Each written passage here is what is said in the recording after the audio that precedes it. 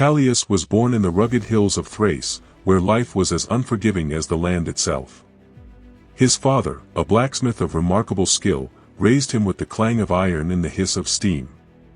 Their small village was a patchwork of modest homes, surrounded by fields that barely yielded enough to sustain its people. Callias's childhood was spent learning the craft of forging metal, work that demanded patience, resilience, and an acceptance of failure. His father would often say, "The metal resists, but so do we, and in the end, it bends to our will." Yet life, much like the iron, was full of resistance. The Roman Empire loomed over the province, exacting heavy taxes and conscripting young men for wars that seemed endless. One day, while working in the forge, Callias's father suffered a fatal accident, leaving the boy to manage the smithy alone. He was barely 15. The weight of responsibility pressed heavily on his shoulders, but he refused to crumble. Instead, he remembered his father's words, "What we do now echoes in the iron we shape. Be steady, and the work will honor you." In the years that followed, Callias became known as a master blacksmith, yet his success brought little comfort. The villagers, crushed under the weight of Roman taxes, turned to him not only for tools but for advice and strength. It was during one of these difficult years that he met Decimus, an old Roman soldier who had retired to the village. Decimus was unlike anyone Callias had ever met, calm, measured, and unshaken by the troubles that plagued the village. One evening, as the two sat by the fire, Decimus handed Callias a worn scroll, its edges frayed and ink fading. "These are the meditations of Marcus Aurelius," he said. "Read them, and you will understand the power you hold within." Callias was skeptical but intrigued. Over the next several months, he immersed himself in the Stoic teachings of Aurelius, Epictetus, and Seneca. He learned that the essence of Stoicism lay in understanding what was within one's control and what was not. The external world, the whims of the empire, the weather, even the actions of others, was beyond his influence. But his thoughts, his actions, his character, these were entirely his own. Callias's first true test of Stoicism came when a Roman tax collector accused him of underreporting his income. He was dragged before the local magistrate, a cruel man known for his arbitrary judgments. The villagers feared for Callias, but he remained composed. As he stood before the magistrate, he spoke with calm conviction, explaining his innocence without anger or desperation. The magistrate, unmoved, fined him heavily. But as Callias left the court, he held his head high.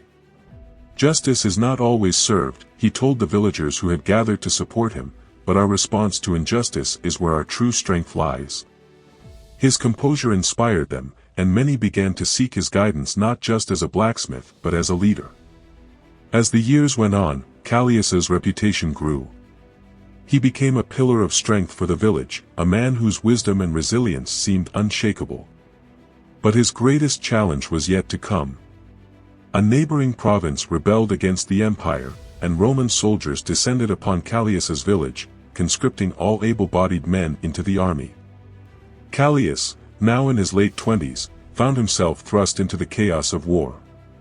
The battlefield was a nightmare, a cacophony of screams, the stench of blood, the relentless weight of fear. Yet in the midst of this horror, Callias clung to his Stoic principles. "The world may fall apart around you," he told himself, "but your mind is your fortress." He became a source of stability for his comrades, reciting Stoic teachings during moments of despair. "Fate may take our lives," he would say, "but it cannot take our courage unless we give it away." One night, as Callias stood watch under a sky heavy with stars, he thought of his father's forge. He remembered the stubborn iron that refused to bend, the frustration of failure, and the eventual triumph when the metal took shape. Life, he realized, was no different. Every hardship, every loss, every fear was a hammer striking his soul, shaping it into something stronger. This perspective gave him a profound sense of peace, even in the face of death.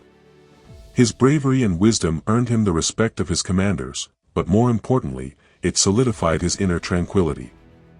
When the war finally ended, Callias returned to a village that was barely recognizable. Homes had been burned, fields lay fallow, and the people were broken. Yet Callias saw this devastation not as an end but as a beginning.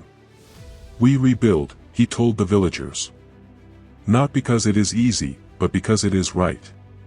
Under his leadership, the village rose from its ashes, stronger and more united than ever. Callias taught the villagers the principles of Stoicism, not through lectures but through example. He showed them that anger and despair were useless, that resilience and virtue were the only paths to true freedom. Decades later, as Callias lay on his deathbed, he reflected on his life. He had faced loss, injustice, war, and hardship, yet he had never let these external forces define him. He had lived according to his principles, guided by the wisdom of the Stoics and the lessons of his own experiences. In his final moments, surrounded by the villagers whose lives he had touched, he spoke his last words: "Remember, the world can break your body, but not your will. Live with courage, act with virtue, and hold fast to what is within your control. That is the path to freedom."